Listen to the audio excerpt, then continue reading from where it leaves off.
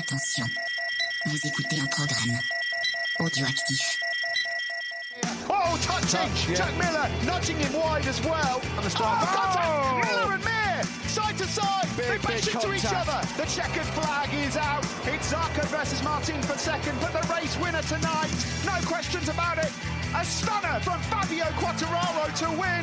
And the battle for second is close, but it goes to Zarco in an amazing race.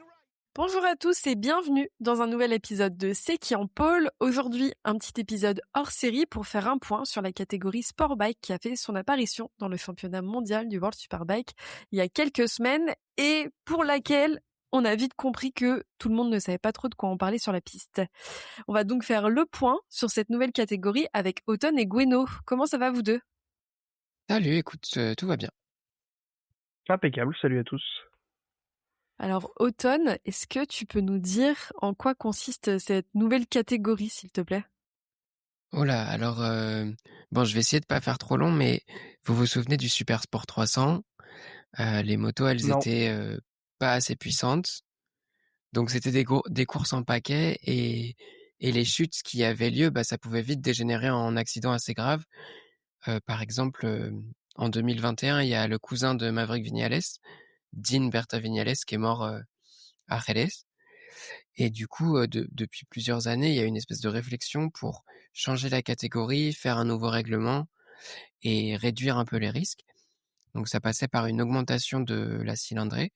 Et là maintenant, c'est des motos qui sont davantage les motos qu'on connaît en sportive A2, par exemple la R7, la Suzuki 8S. Et du coup, c'est une nouvelle catégorie façonnée un peu sur ce qui existait, mais avec une réglementation différente finalement.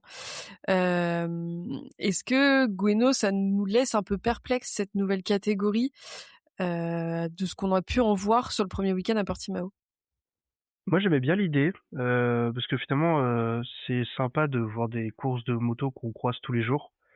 C'est plus les motos homologuées qui sont un peu surprenantes, parce que l'écart entre eux, c'est la Cove qui est une 400 cm3 de 70 chevaux et la 636 de chez Kawa qui fait 120 chevaux. Ça crée quand même des écarts hyper impressionnants.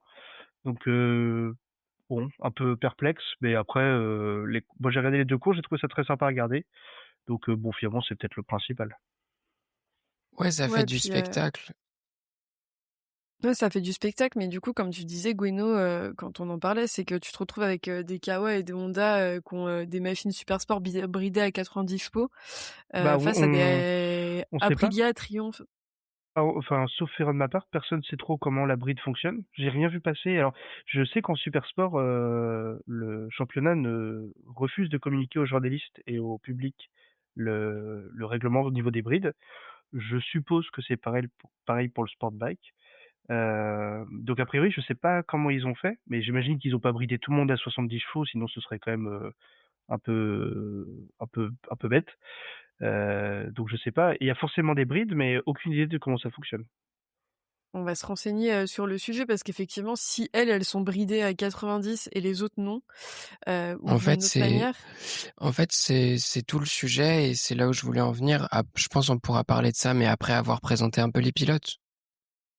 Oui, bien sûr. Justement, dans les pilotes à suivre, il y a des noms qu'on connaît, d'autres un peu moins.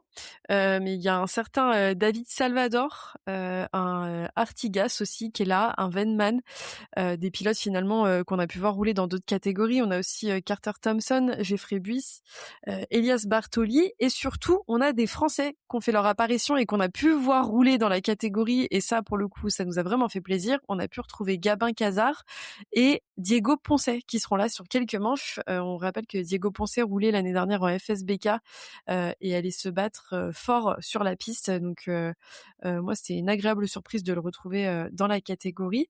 Et puis surtout, on a le dernier champion du monde de l'histoire Super Sport 300, le Basque Benat Fernandez. Automne, tu me reprendras si c'est pas comme ça qu'on prononce en basque son prénom, qui remet son titre en jeu, toujours sur une moto chinoise COV, mais du coup une 450, et qui est, lui, il est en retrait et a failli ne pas pouvoir prendre le départ des courses en raison de soucis d'homologation.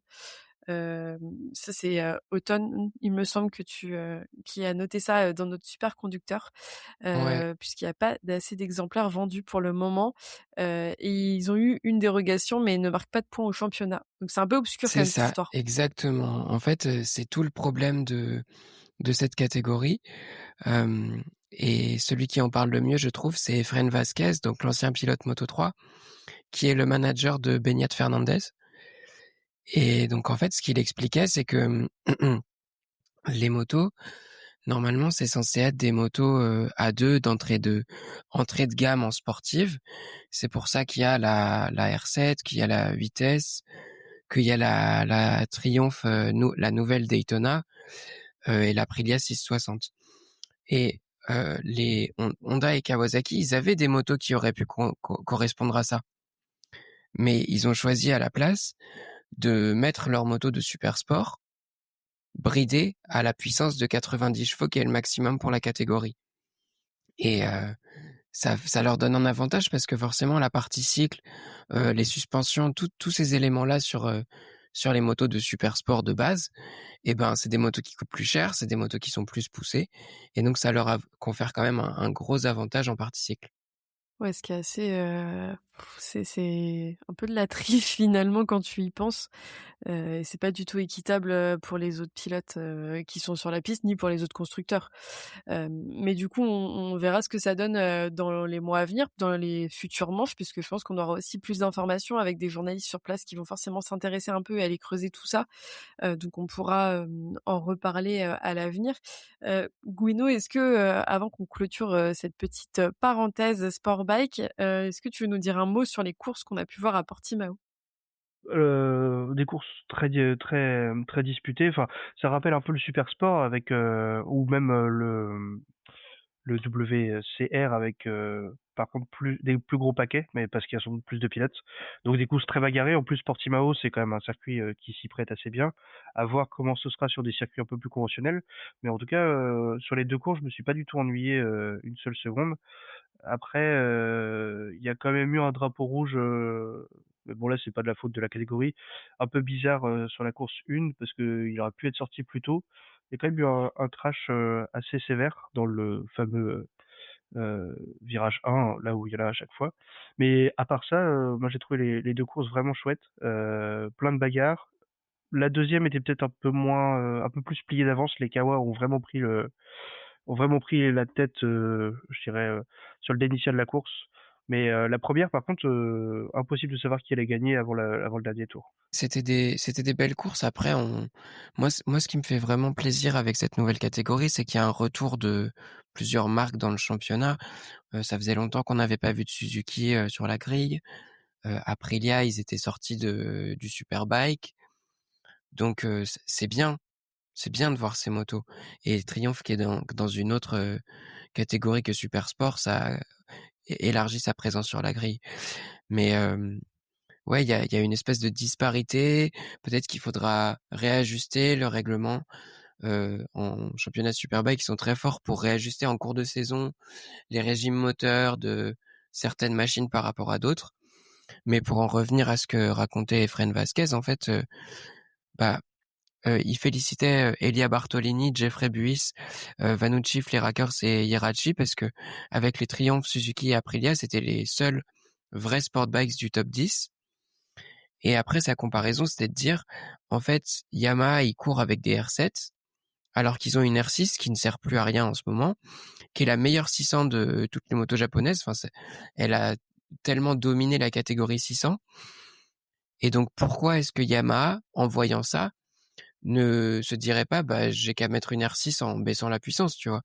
Et donc, ça dévie complètement le but de cette catégorie. On notera quand même que Honda, même comme ça, n'arrive pas à gagner, hein.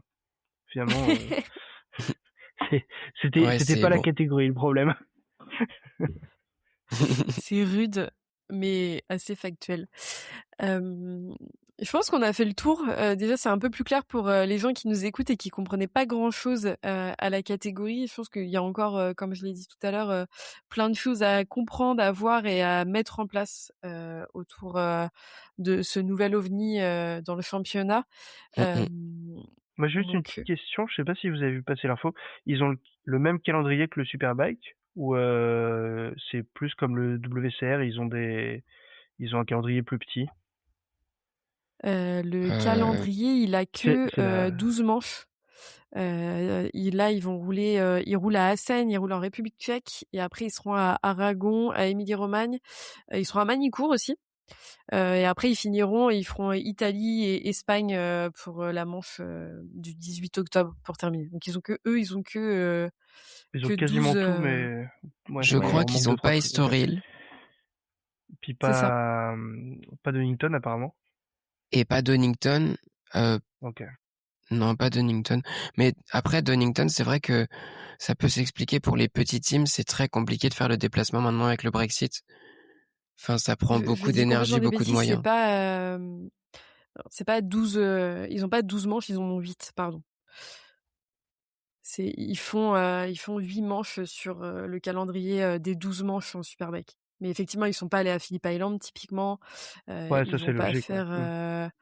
Bah c'est ça, ils vont pas aller en Hongrie. Enfin, il y a quelques manches comme De toute ça façon, qui vont. Phillip Island, dès qu'on sort du Superbike, même en Supersport, il y a plein de teams qui vont pas. Ça devient une anomalie. Le fait que ce soit la seule course hors Europe, c'est pour beaucoup de Bah, teams, c'est compliqué, hein. c'est un autre sujet qui pourrait être une vaste Mm. discussion, mais de toute façon, quand tu commences à devoir partir à l'étranger, t'as plein de teams de moto qui ont plus le budget pour partir. Ah, bien Regarde sûr. rien qu'en mondial endurance, t'as des teams qui vont pas à Suzuka parce que ça coûte beaucoup trop cher. Ouais, ouais. Parce que Ouais, ça coûte beaucoup ouais. trop cher, parce que les visas, parce que faire déplacer les motos, parce que faire déplacer les pilotes, la logistique, enfin, Pour une seule tout, course, ouais. Mm. c'est ça, pour une course, pour ce que ça implique, potentiellement, tout en sachant que tu vas faire des résultats mid, est-ce que tu as envie de faire le tour de la planète pour finir 28e de la grille, alors qu'il y a 22 places? Enfin, parfois, Mm. c'est des choix financiers qui prennent le dessus sur l'envie sportive aussi, et ça se comprend. Ah oui, oui, bien Ouais, sûr. ouais. Mais si vous avez envie de voir un peu ce que ça peut donner, cette catégorie, elle a déjà eu lieu l'année dernière en championnat anglais, en British Superbikes. Donc il y a déjà eu une saison complète avec des motos comme la Suzuki, la Kove, qui étaient en course pour être développées pour le championnat du monde. Donc si ça vous intéresse d'aller y jeter un œil et de comparer à ce qu'on voit maintenant au niveau mondial, je vous invite vraiment à le faire. Effectivement, je te rejoins là-dessus, Automne. J'espère qu'on aura éclairé toutes les personnes qui se posaient des questions sur la catégorie. C'est tout pour nous pour cette petite pastille. On se retrouve très vite pour un nouvel épisode où on va parler du championnat mondial féminin de vitesse. Automne et Gweno, merci pour cette petite interlude et je vous dis à très vite. À bientôt. Salut!